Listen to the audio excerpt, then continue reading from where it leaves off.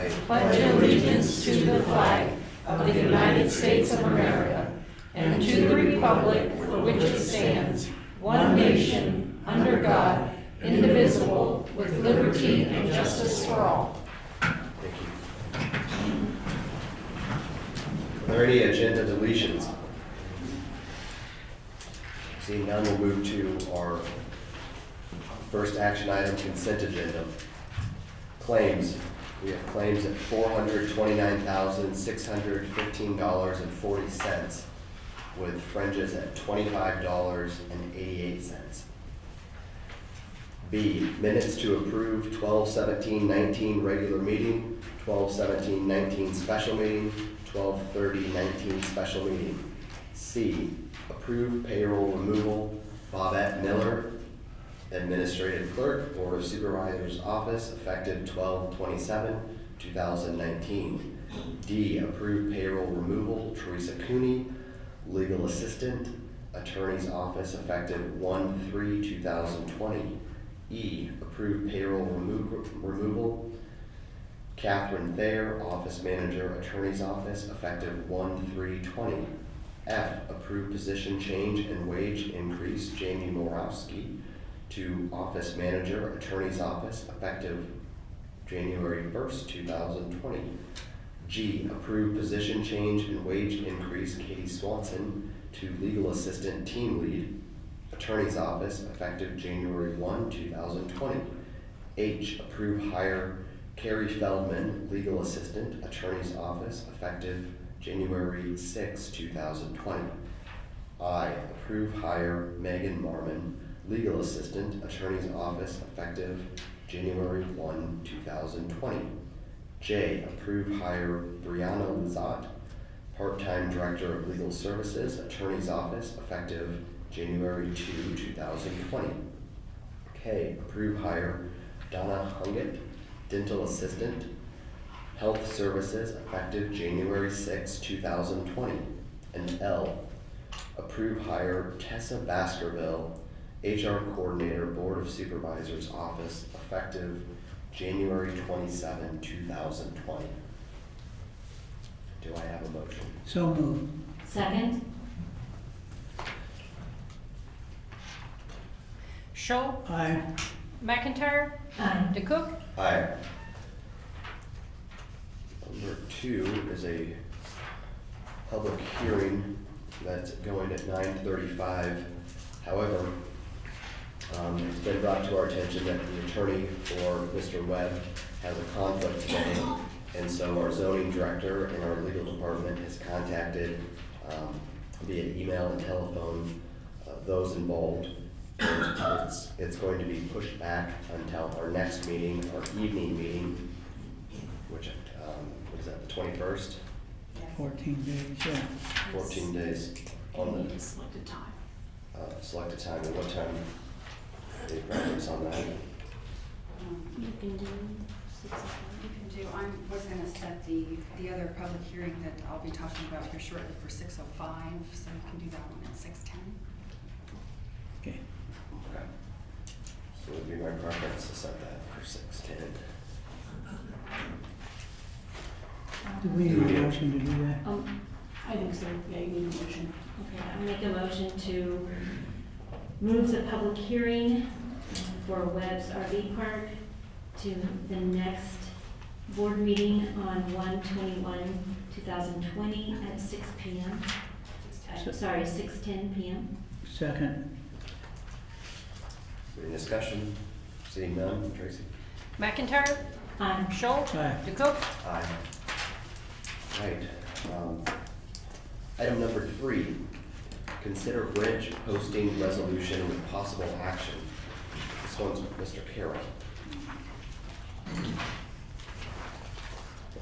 So we have a list of bridges. We do this on basically an annual basis where we re-rate bridges either back to legal if we replace them or as they deteriorate over time.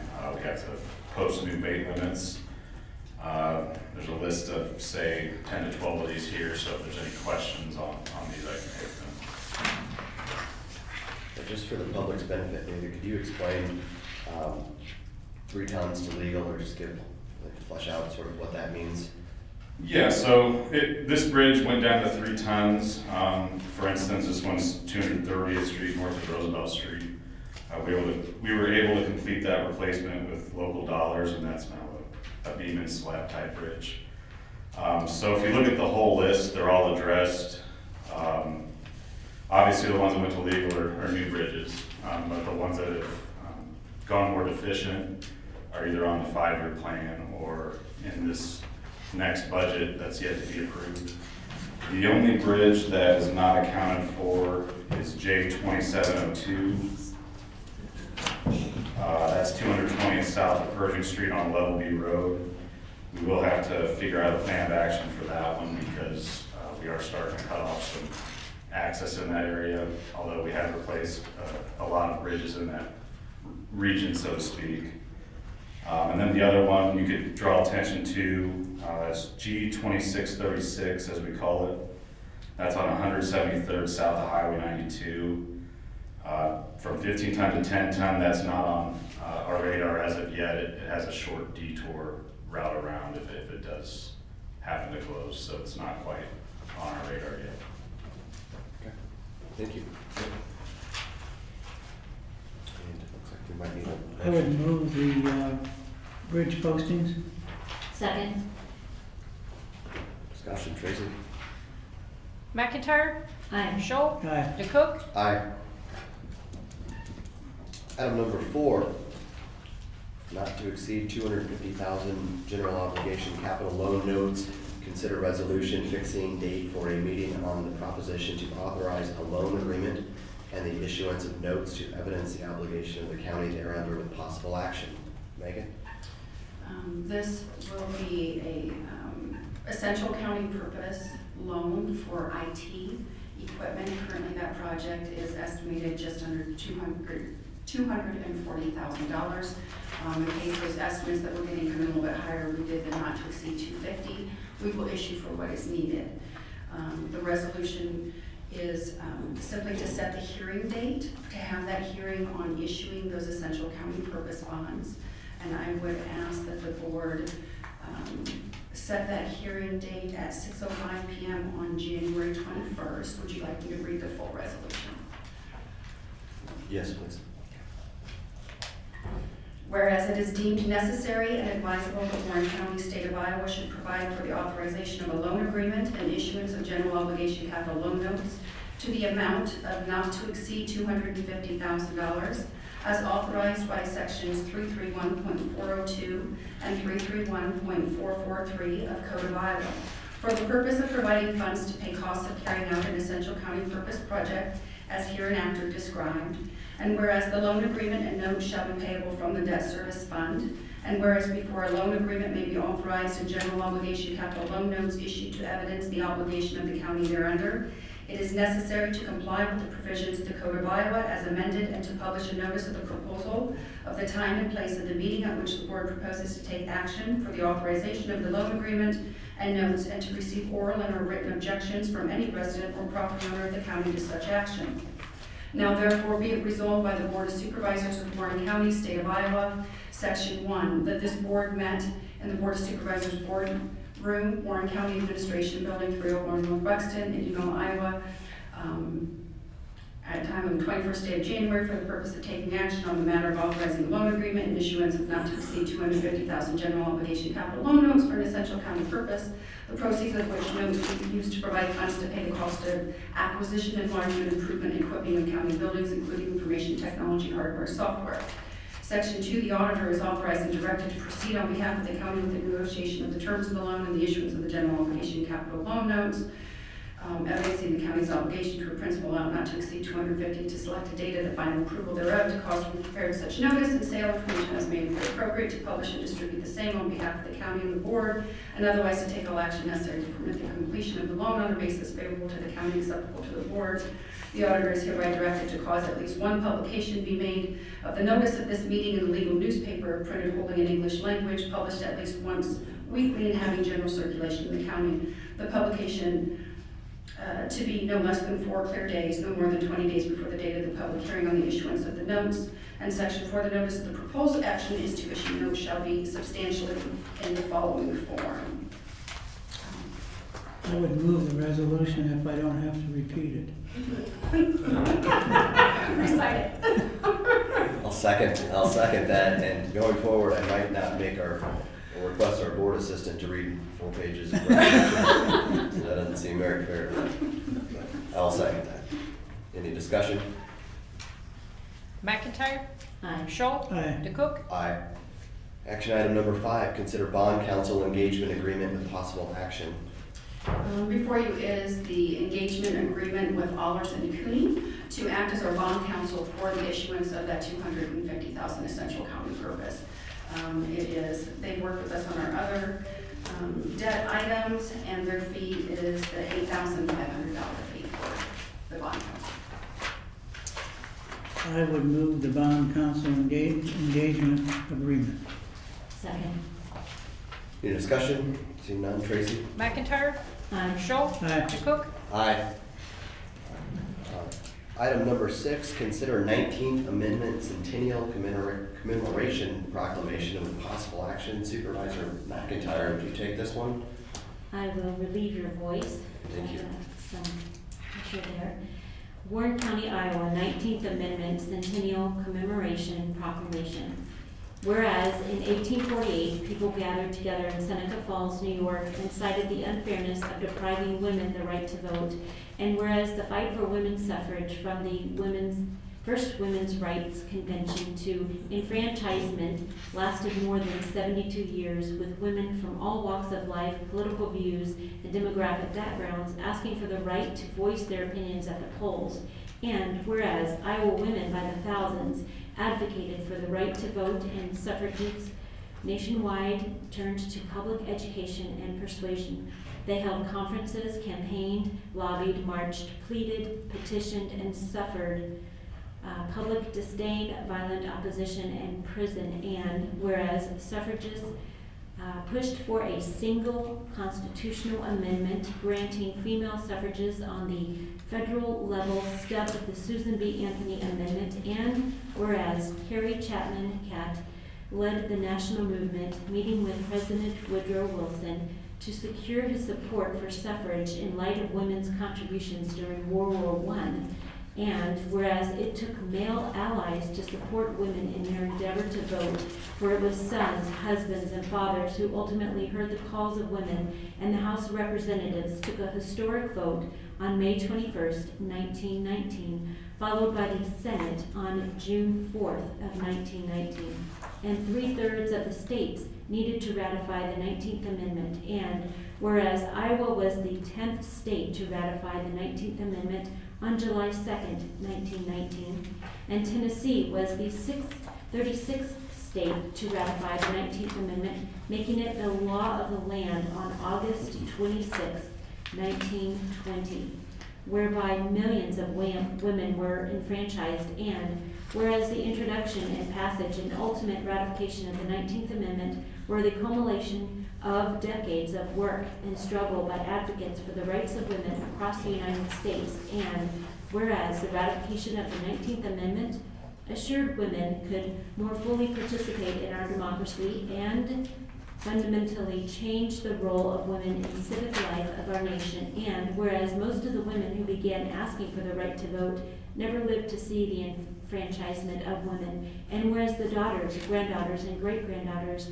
of the women who fought so hard to vote have been making their voices heard at the polls for nearly 100 years. And whereas women are running for office in unprecedented numbers, many currently politicians, both male and female, remember that they follow in the footsteps of these great suffrages.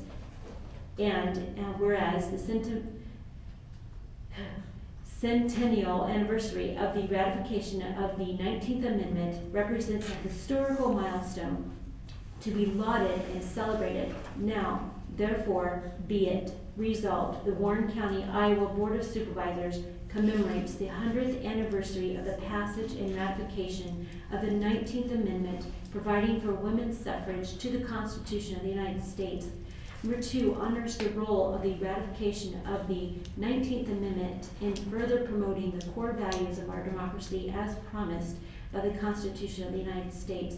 Number 3, reaffirms the opportunity for people in the United States to learn about and commemorate the efforts of the women's suffrage movement and the role of women in our democracy. And number 4, reaffirms the desire of Warren County, Iowa citizens to continue strengthening democratic participation and to inspire future generations to cherish and preserve the historic precedent established under the 19th Amendment.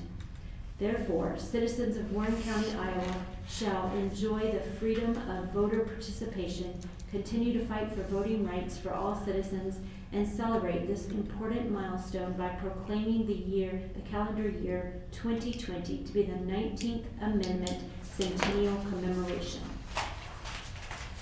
So moved. Second. Thank you Supervisor McIntyre. McIntyre? Aye. Schultz? Aye. DeCook? Aye. All right, action item number 7. That just seems like 100 years isn't that long ago, and that's a wonderful thing. Action item number 7, please. Within your board packet, you have a spreadsheet that is the boards and commissions that the supervisors appoint others to within the county. They're listed out here. I'll go through, starting with item A is Aging Resource of Central Iowa. I would ask that the board appoint the nutrition director, reappoint the nutrition director to sit on the Aging Resource of Central Iowa Advisory Council. Oh, yes. So moved. Second? Any discussion? Okay. Is she in addition to that? Or No, replacement? her term was just up. It's always been the nutrition director. It's Right. just that her expiration, and so that's, she just Okay. needs reappointed at this point. Okay, never mind. I'm confusing this with the Warren County Advisory Council. Okay. Okay, no further discussion. McIntyre? Aye. Schultz? Aye. DeCook? Aye. B. Item B, Board of Adjustments. You have one member, Dan Smith, who is expiring. He has requested to be reappointed, as well as you have a new applicant who wished. You can only choose one to go on to the Board of Adjustment. I would move that Dan Smith be reappointed. Second. Any discussion?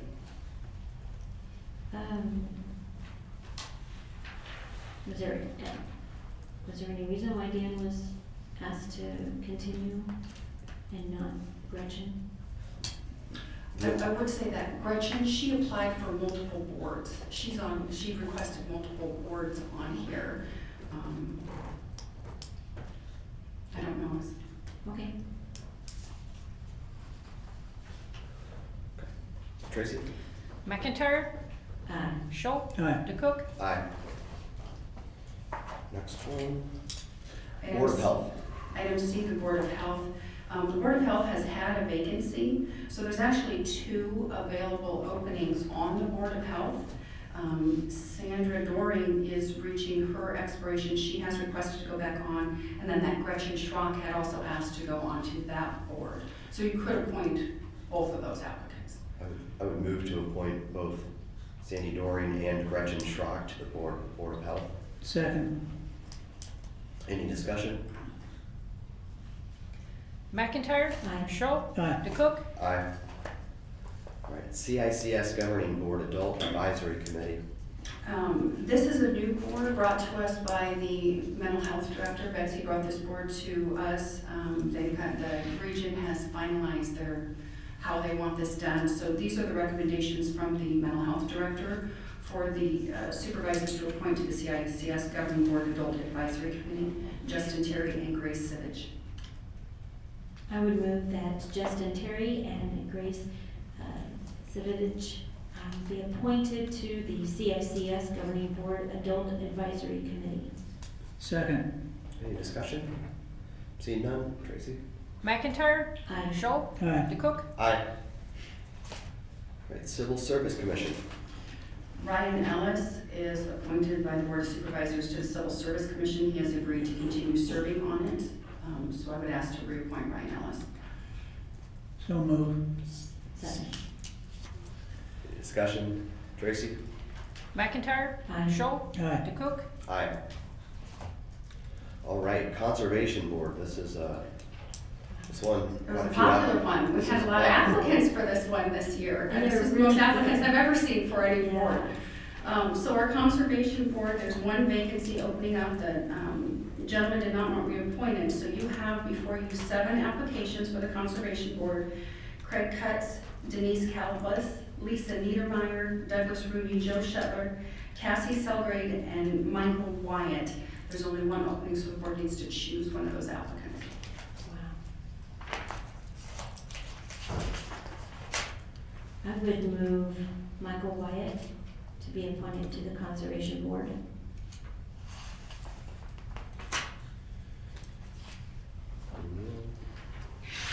With no second, I would move Joe Shetler. Second. Any discussion? Seeing none?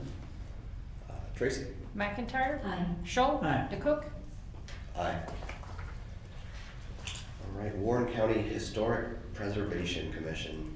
Oh, no, that's just our normal list. Let's jump ahead. It's Oh. actually the Veteran Affairs Commission. I could not find a resolution for David Caskey and Bob Davy. I couldn't find one that, where they were reappointed, but I believe they were. So I'm just asking the board to confirm those reappointments for Dave Caskey expiring on 6/30 of 2022 and Bob Davy on 6/30 of 2021. So moved.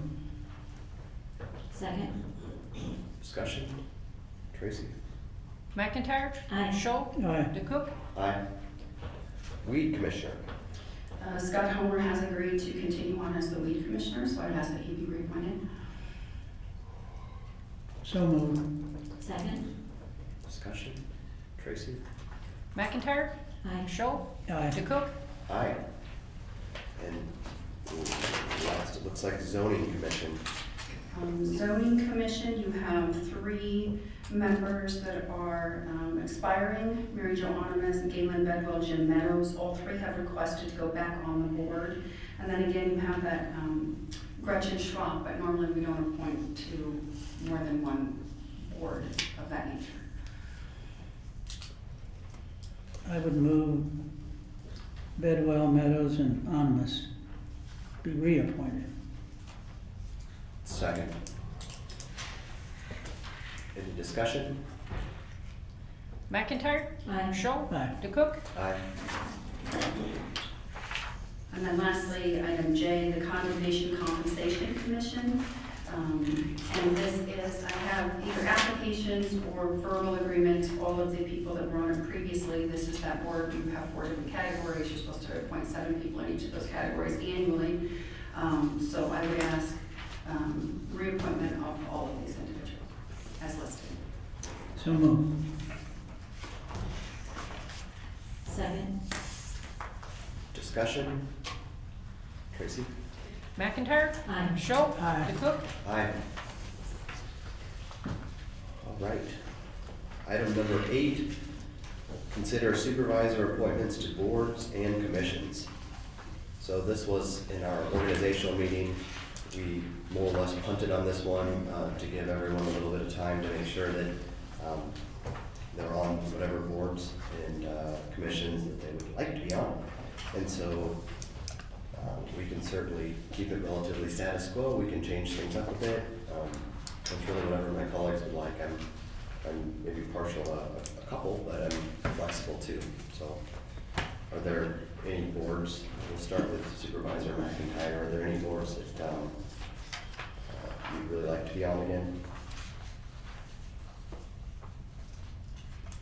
Well, after thought and speaking to several other board members on some of these boards and commissions I sit on,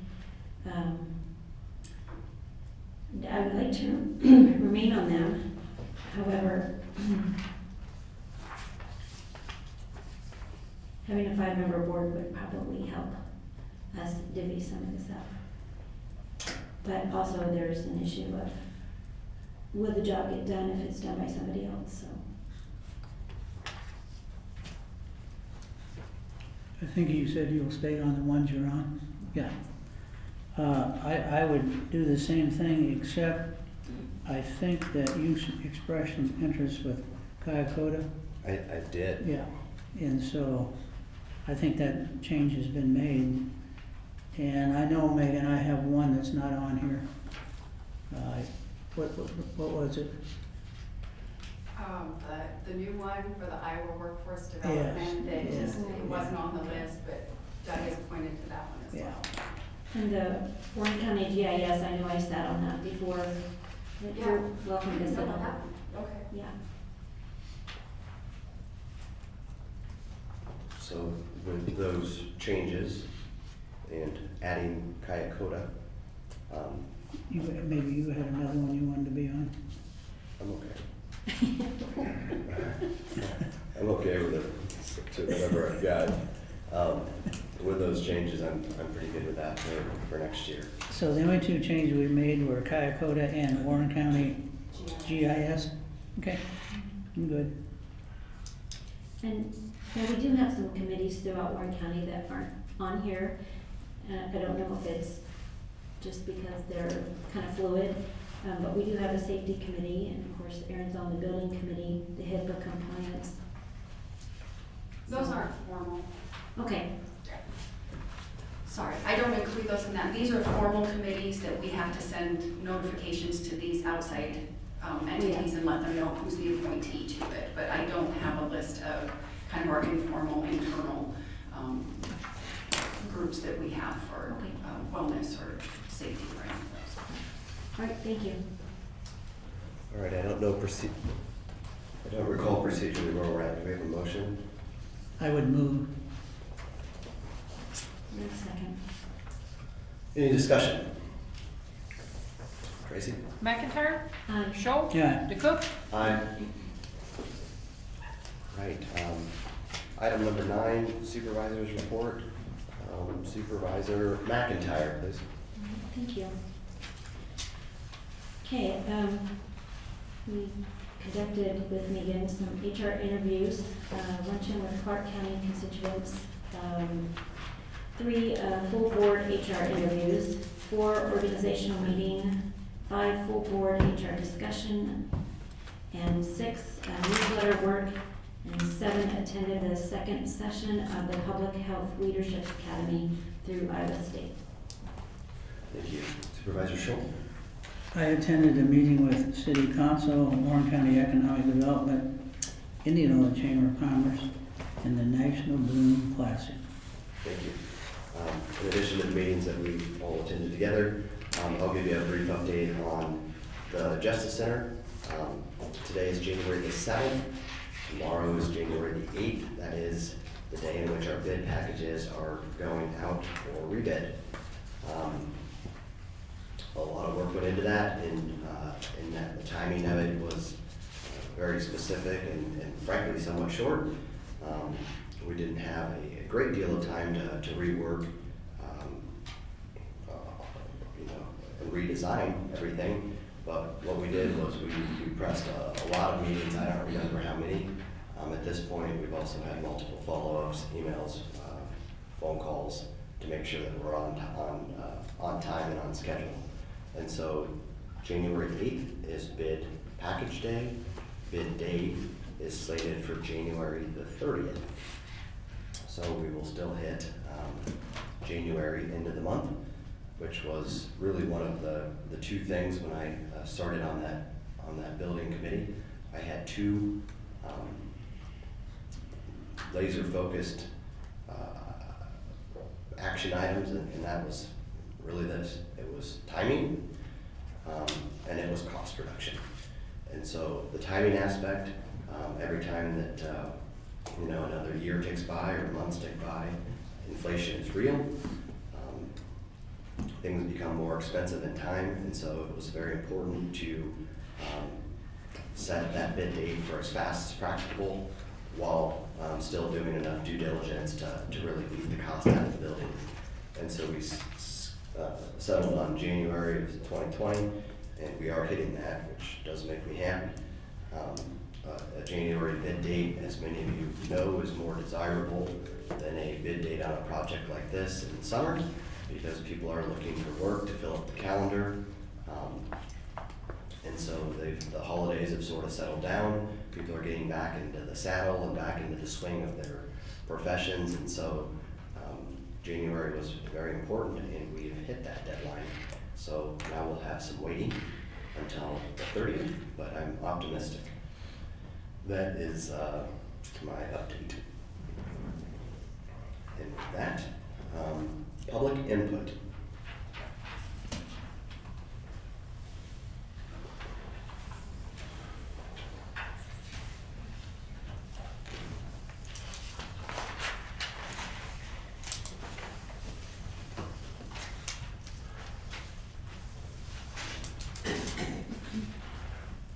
Happy New Year. I was just wondering if the old problems from these last 20 years become new after New Year's Day. We still have the same problems.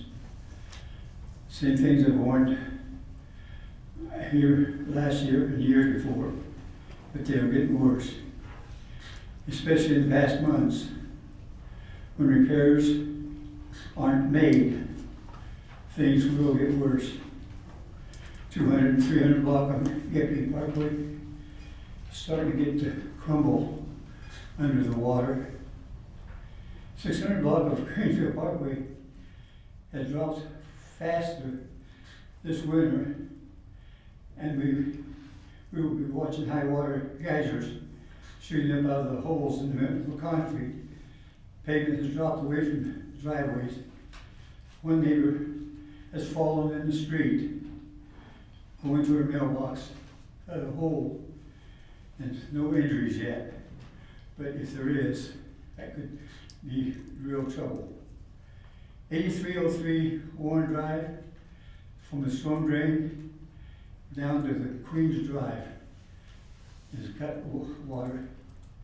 8038 Warren backyard storm drain caved in a long time ago.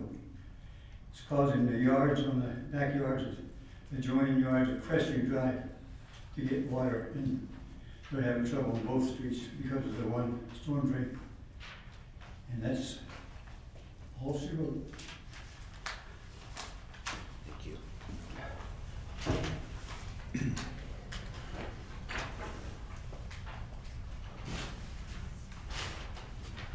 This is your time. Is there any other public comments?